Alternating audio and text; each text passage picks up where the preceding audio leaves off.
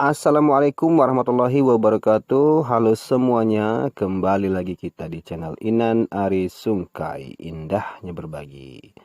Ya, pada kesempatan yang baik ini kita masih akan melanjutkan belajar bersama ya, belajar bersama untuk menghadapi seleksi P3K Guru 2021. Ya, jadi seperti yang kita ketahui, waktu seleksi atau tes sudah semakin dekat ya. Kita semua sudah mendapatkan pengumuman hasil seleksi administrasi dan kita akan menghadapi seleksi berikutnya, yaitu seleksi kompetensi. Nah, tentunya kita harus terus belajar, harus terus mempersiapkan diri agar nanti kita bisa berhasil dan lulus seleksi P3K 2021 ya. Nah, untuk teman-teman semua, Bapak Ibu yang mempersiapkan diri ya, yang sedang mempersiapkan diri, di sini kembali saya mengajak teman-teman semua, mari kita belajar bersama ya, membahas contoh-contoh soal, dan pada video kali ini juga saya sertakan sedikit materi, yaitu tentang pedagogik prinsip penilaian ya.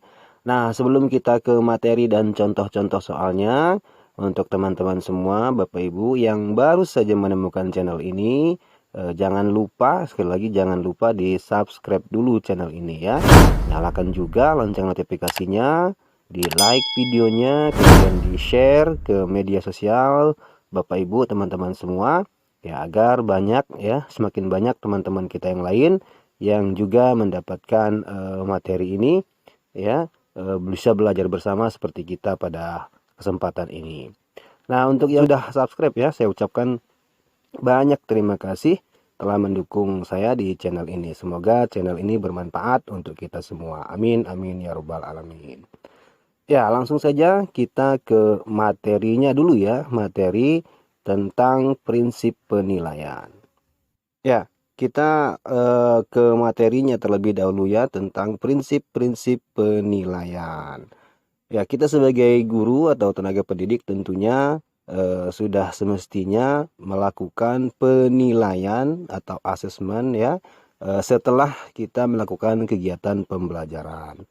Namun dalam penilaian, dalam pelaksanaan penilaian tentunya kita juga harus mengetahui ya prinsip-prinsip dari penilaian itu sendiri. Nah, setidaknya ada 9 prinsip ya. Nah, apa saja ke-9 prinsip tersebut? Ya, yang pertama adalah sahih ya. Jadi prinsip-prinsip penilaian yang pertama itu adalah sahih atau valid. Nah, apa maksudnya sahih atau valid di sini?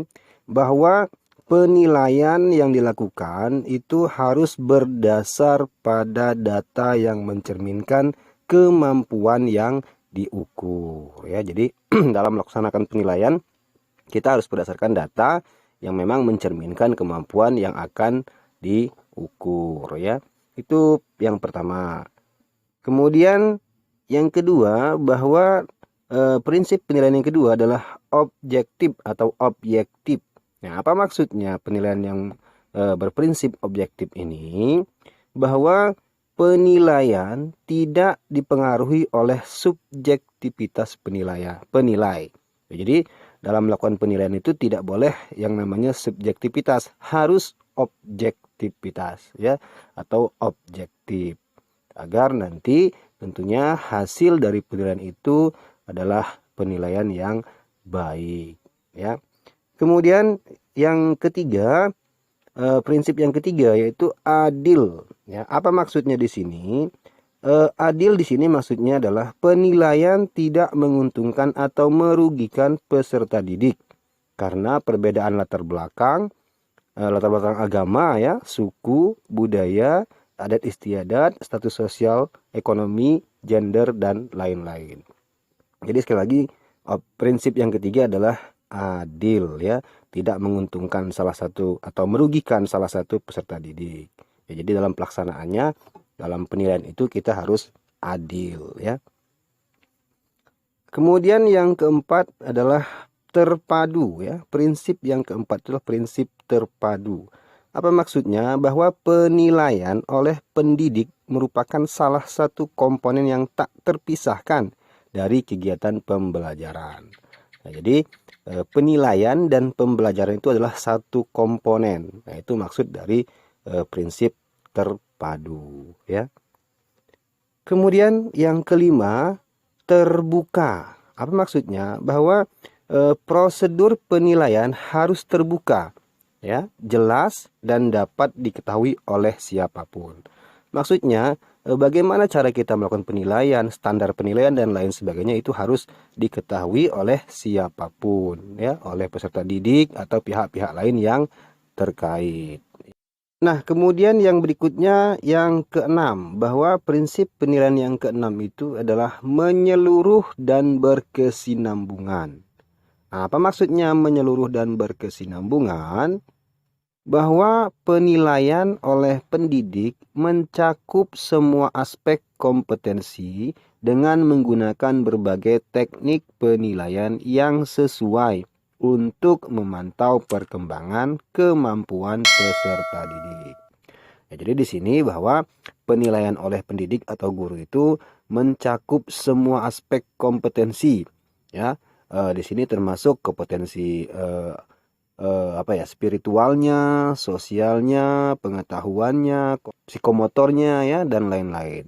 Jadi penilaian di sini tidak hanya mencakup satu komponen saja, tapi semua aspek kompetensi itu dinilai. Itulah yang dimaksud dengan menyeluruh, ya, dan berkesinambungan. Kemudian selanjutnya yang ketujuh yaitu sistematis. Nah, sistematis di sini maksudnya penilaian dilakukan secara berencana dan bertahap dengan mengikuti langkah-langkah baku. Jadi tersistem, ya, tersistematis, ya, terencana dan tentunya mengikuti langkah-langkah yang telah ditetapkan atau langkah-langkah yang baku, ya. Kemudian selanjutnya yang ke-8, ya, prinsip penilaian beracuan kriteria. Nah, untuk menyatakan peserta didik telah kompeten atau belum bukan dibandingkan terhadap capaian teman-teman atau kelompoknya, melainkan dibandingkan terhadap kriteria minimal yang ditetapkan. Maksudnya apa? Sekali lagi bahwa harus beracuan kriteria, maksudnya harus beracuan berdasarkan pada kriteria tertentu, kriteria minimal. Jadi seorang peserta didik itu bisa dikatakan berkompeten jika memang sudah memenuhi kriteria minimal, ya, bukan dibandingkan dengan teman-temannya, ya, karena memang harus ada kriteria atau di sekolah sering kita istilahkan mungkin, ya, dengan KKM, kriteria ketuntasan minimum, ya. Kemudian yang ke-9, akuntabel. Apa maksudnya? Bahwa prinsip akuntabel ini adalah penilaian dapat dipertanggungjawabkan, ya, baik dari segi tekniknya, prosedurnya maupun hasilnya. Jadi sekali lagi harus akuntabel atau harus dapat dipertanggungjawabkan dalam berbagai hal, ya, baik itu segi tekniknya, pelaksanaannya, ya, prosedurnya, dan bahkan hasilnya harus dapat dipertanggungjawabkan tentunya oleh pendidik atau guru, ya. Nah, ini 9 prinsip-prinsip dalam penilaian, ya. Mudah-mudahan bisa dipahami. Nah, kemudian kita akan lanjutkan untuk berlatih, ya, berlatih soal-soal yang berkaitan dengan prinsip-prinsip penilaian, ya.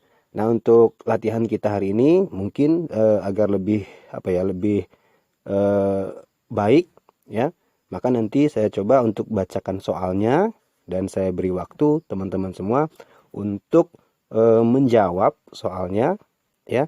Lalu kemudian sampai akhir, ya, sampai nomor terakhir kalian atau teman-teman semua bisa mungkin catat, ya, tulis berapa yang benar, berapa yang salah, dan nanti bisa di komen saja di bawah video, ya, sebagai latihan kita bersama.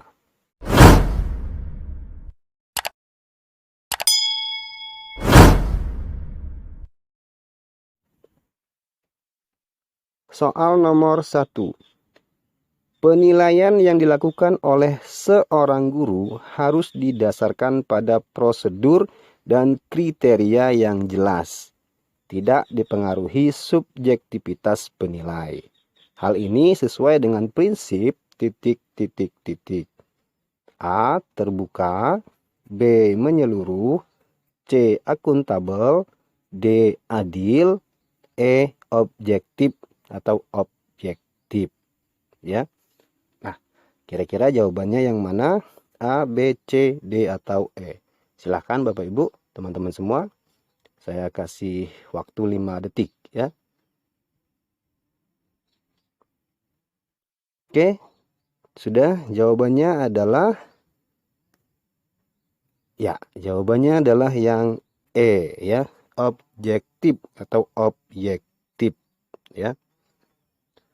Nah, prinsip penilaian objektif atau objektif maksudnya penilaian tidak dipengaruhi oleh subjektivitas penilai ya, seperti tadi sudah kita bahas bahwa prinsip penilaian objektif itu tidak dipengaruhi oleh subjektivitas penilai, atau dalam hal ini adalah pendidik ya atau guru. Jadi tidak ada yang bersifat subjektif berdasarkan objektivitas dari penilaian itu sendiri. Oke, jawabannya yang E ya.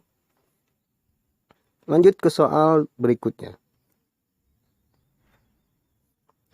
Soal nomor 2. Pak Joko adalah seorang guru olahraga.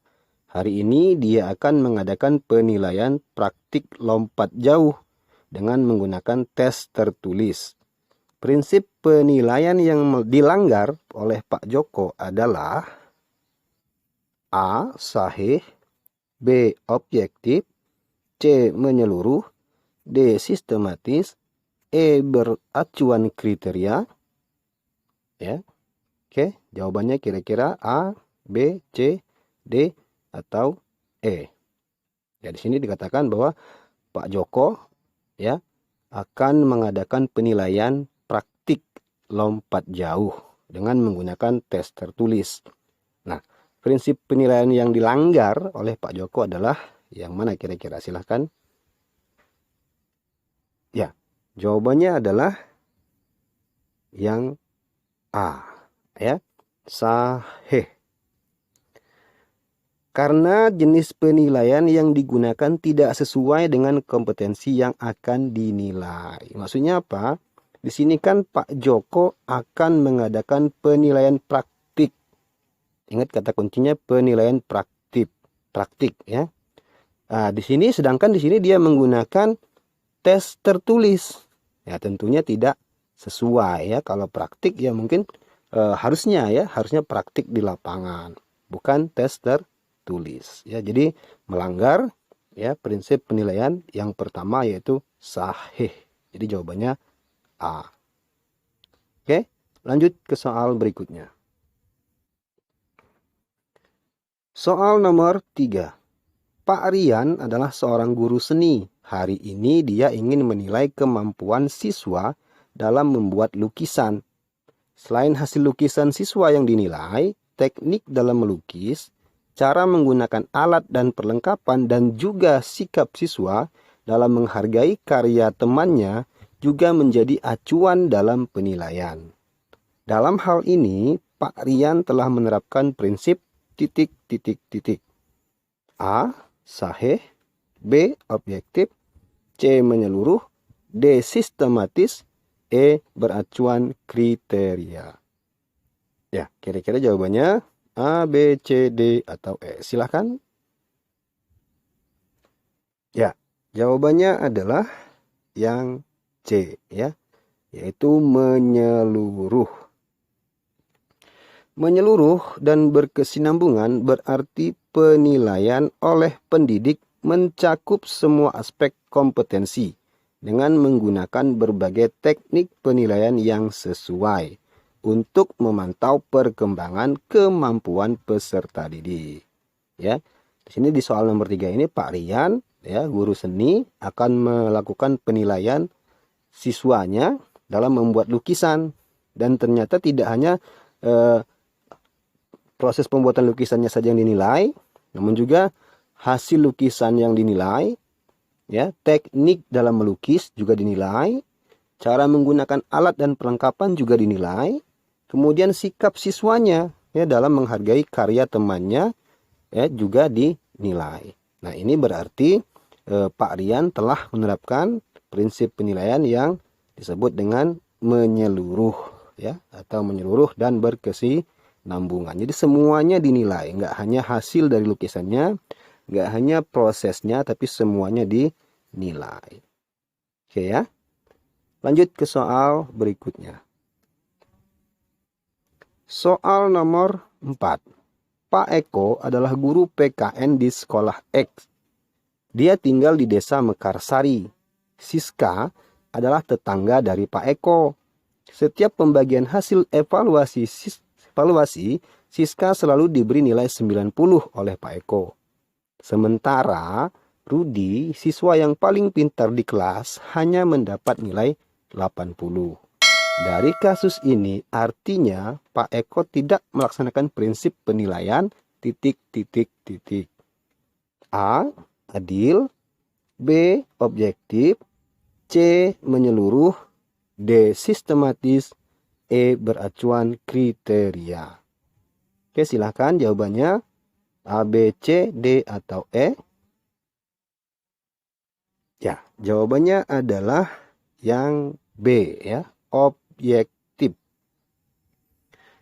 Objektif berarti penilaian didasarkan pada prosedur dan kriteria yang jelas, tidak dipengaruhi subjektivitas penilai. Ya. Nah, di soal nomor 4 ini, Pak Eko itu tidak objektif. Kenapa? Karena Siska yang tetangganya itu selalu mendapatkan nilai 90. Ya, sementara Rudi, ya, siswa yang paling pintar di kelas tersebut itu hanya mendapat nilai 80 di bawah nilainya Siska. Ya, mungkin di sini karena Siska adalah tetangganya Pak Eko. Nah, ini yang kita sebut dengan subjektif, ya. Nah, tidak objektif. Jadi prinsip yang dilanggar adalah objektif, ya. Lanjut ke soal berikutnya. Soal nomor 5. Pak Asep adalah guru kimia. Hari ini dia akan melakukan penilaian harian. Jumlah nomor soal ada 10. Siswa dengan nomor absen ganjil mengerjakan soal nomor bernomor ganjil. Siswa dengan nomor absen genap mengerjakan soal bernomor genap. Yang dilakukan Pak Asep tidak sesuai dengan prinsip penilaian ... A. Adil, B. Objektif, C. Menyeluruh, D. Sistematis, E. Beracuan kriteria. Jawabannya adalah A, B, C, D, atau E. Silakan. Ya, jawabannya adalah yang A, ya. Adil. Adil berarti penilaian tidak menguntungkan atau merugikan peserta didik karena kebutuhan khusus serta perbedaan latar belakang agama, suku, budaya, adat istiadat, status sosial, ekonomi, dan gender. Nah, di sini di soal nomor 5 ini, kenapa jawabannya adil? Ya, karena Pak Asep ini membagi siswa ke dalam 2 kelompok. Ya. Nah, yang berabsen genap mengerjakan soal nomor genap, yang absen ganjil mengerjakan soal nomor ganjil. Kenapa dikatakan tidak adil? Karena dari 10 soal ini belum tentu bobot soalnya sama, tingkat kesulitannya sama, belum tentu. Mungkin yang ganjil ada yang lebih mudah daripada yang genap, atau sebaliknya, ya, sehingga membuat mungkin siswa ini merasa tidak adil. Ya, contoh nomor 1 mudah dibanding soal nomor 2. Maka yang siswa bernomor absen genap itu akan merasa tidak adil karena mereka mendapatkan mendapatkan soal yang susah. Sementara yang nomor 1 adalah soal yang mudah yang diberikan kepada absen nomor 1. Ya, itu alasannya. Lanjut ke soal nomor berikutnya. Soal nomor 6. Hari ini penyerahan raport untuk siswa SMP Mawar. Bu Ira adalah seorang guru bahasa Indonesia di SMP tersebut. Sesaat setelah pembagian raport, tiba-tiba Bu Ira didatangi oleh orang tua murid sambil marah-marah karena nilai anaknya jelek. Padahal menurutnya anaknya adalah siswa yang pintar.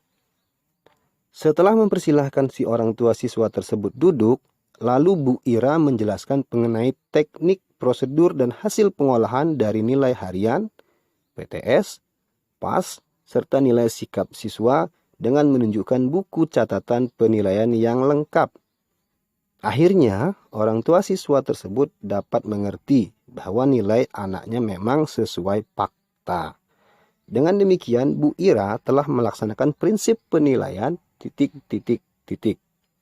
A. Adil. B. Objektif.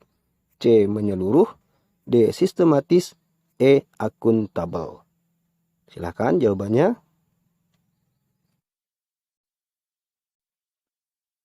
Ya, jawabannya adalah yang E ya. Akuntabel. Penilaian dapat dipertanggungjawabkan oleh pendidik atau guru. Ya, dalam soal ini bahwa Bu Ira memberikan nilai itu dapat dipertanggungjawabkan oleh Bu Ira sendiri ketika ada yang mungkin tidak puas atau protes dengan nilai yang Bu Ira berikan. Lalu kemudian Bu Ira mengeluarkan data-datanya ya sesuai dengan fakta. Ya, jadi ini yang disebut dengan akuntabel ya, dapat dipertanggungjawabkan. Oke, ke soal berikutnya. Soal nomor 7. Dalam setiap kali penilaian, Pak Heru selalu membuat rubrik penilaian yang berisi kriteria penilaian yang mencerminkan kompetensi yang akan dinilai. Hal ini sesuai dengan prinsip penilaian A. Sistematis, B. Beracuan kriteria, C. Menyeluruh, D. Adil, E. Akuntabel. Dan jawabannya adalah jawabannya adalah yang B ya. Penilaian didasarkan pada ukuran pencapaian kompetensi yang ditetapkan ya, atau beracuan kriteria. Dalam hal ini Pak Heru ya selalu membuat rubrik penilaian yang berisi kriteria penilaian yang mencerminkan kompetensi yang akan dinilai. Itu berarti beracuan kriteria. Kata kuncinya adalah kriteria ya. Oke, lanjut ke soal berikutnya. Soal nomor 8. Guru mengadakan penilaian yang mengacu pada kriteria yang telah ditetapkan dan mencakup semua aspek kompetensi baik afektif, kognitif, dan psikomotorik. Hal ini adalah sesuai dengan prinsip penilaian A. Beracuan kriteria dan menyeluruh, B. Beracuan kriteria dan sistematis, C. Akuntabel dan menyeluruh, D. Objektif dan menyeluruh. Jawabannya adalah jawabannya adalah yang A ya, beracuan kriteria dan menyeluruh. Menyeluruh berarti penilaian mencakup semua aspek kompetensi. Beracuan kriteria artinya penilaian berdasarkan kriteria yang telah ditetapkan. Ya, sesuai dengan soal nomor 8 ya. Di sini dikatakan guru mengadakan penilaian yang mengacu pada kriteria yang telah ditetapkan. Berarti beracuan kriteria, kemudian mencakup semua aspek kompetensi baik afektif, kognitif ataupun psikomotorik. Itu berarti menyeluruh. Ya, jawabannya adalah yang A. Lanjut ke soal berikutnya. Soal nomor 9. Pada awal semester, Pak Amir sebagai guru Penjas selalu menjelaskan tentang penilaian yang akan ia lakukan selama 1 semester dan penentuan nilai akhir mata pelajaran Penjas. Hal ini sesuai dengan penerapan prinsip penilaian titik. A. Sistematis, B. Terbuka, C. Terpadu, D. Sahih, E. Akuntabel. Jawabannya adalah jawabannya adalah B ya, terbuka. menjelaskan semua jenis teknik, prosedur, dan pengolahan penilaian sampai penentuan nilai akhir secara transparan atau terbuka kepada pihak terkait. Itu maksud dari terbuka. Jadi semua baik itu peserta didik ataupun mungkin dalam hal ini orang tua ya dan lain-lain itu bisa mengetahui tentang bagaimana teknis penilaian, prosedur penilaian, pengolahan nilai dan lain sebagainya. Ya, ini artinya ya, contoh nomor 9 ini, Pak Amir telah melakukan atau menerapkan prinsip penilaian yang terbuka. Lanjut ke soal nomor berikutnya. Soal nomor 10. Penilaian yang dilakukan oleh seorang guru harus dapat menilai kemampuan siswa sesuai dengan tuntutan kurikulum dan meliputi berbagai aspek. Hal ini sesuai dengan prinsip A. Terbuka, B. Menyeluruh, C. Bermakna, D. Adil, E. Sahih. Jawabannya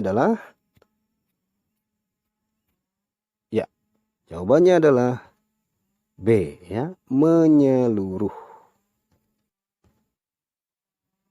Menyeluruh dan berkesinambungan berarti penilaian oleh pendidik mencakup semua aspek kompetensi dengan menggunakan berbagai teknik penilaian yang sesuai untuk memantau perkembangan kemampuan peserta didik. Ya, jadi jawabannya yang B ya. Di sini penilaian yang dilakukan oleh seorang guru harus dapat menilai kemampuan siswa sesuai dengan tuntutan kurikulum dan meliputi berbagai aspek. Kata kuncinya berbagai aspek, berarti semua ya, menyeluruh. Oke, itulah 10 contoh ya soal kompetensi teknis pedagogik ya, materinya prinsip penilaian.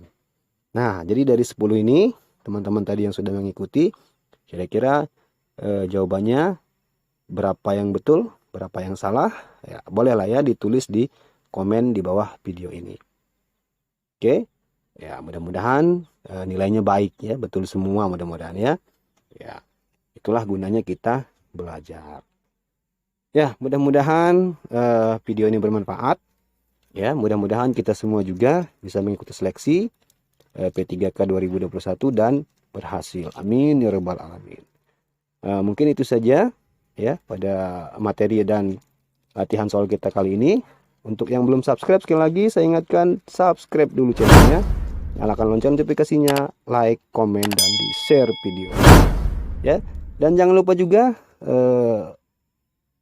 simak ya, tonton juga, ikuti juga ya latihan-latihan soal ya di video-video yang lalu ya, video-video saya yang sebelumnya silahkan dibuka saja ya. Itu ada beberapa video juga yang membahas tentang soal-soal kompetensi teknis ya, silahkan dibuka, dipelajari ya. Mungkin itu saja untuk video kita kali ini. Saya Heri, wassalamualaikum warahmatullahi wabarakatuh.